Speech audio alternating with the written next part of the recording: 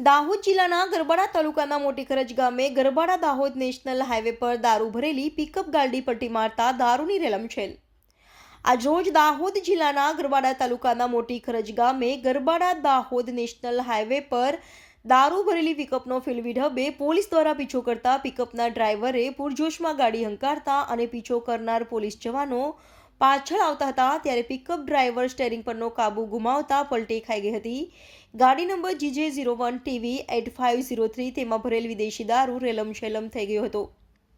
તો આપ જોઈ રહ્યા છો ગાંધીના ગુજરાતમાં દારૂની રેલમછેલ। સ્વતંત્રી દિનેશભાઈ પરમાર, દાહોદ ગ્રામ્ય bureau chief Prakashbhai Bhana, Diu Mirror News. આજરોજ દાહોદ જિલ્લાના ગરબાડા તાલુકાના મોટી ખરજ ગામે ગરબાડા દાહોદ નેશનલ હાઈવે પર દારૂ ભરેલી પિકઅપનો ફિલ્મી ડબે પોલીસ દ્વારા પીછો કરતા પિકઅપના ડ્રાઈવરે પૂરજોશમાં ગાડી હંકારતા અને પીછો કરનાર પોલીસ જવાનોએ પાછળ આવતા હતા ત્યારે પિકઅપ ડ્રાઈવર સ્ટેરિંગ પરનો કાબુ ગુમાવતા પલટી ખાઈ ગઈ હતી। ગાડી નંબર GJ01 TV 8503 તેમાં ભરેલ વિદેશી દારૂ રેલમછેલ થઈ ગયો હતો। આપ જોઈ રહ્યા છો ગાંધીના ગુજરાતમાં દારૂની રેલમછેલ।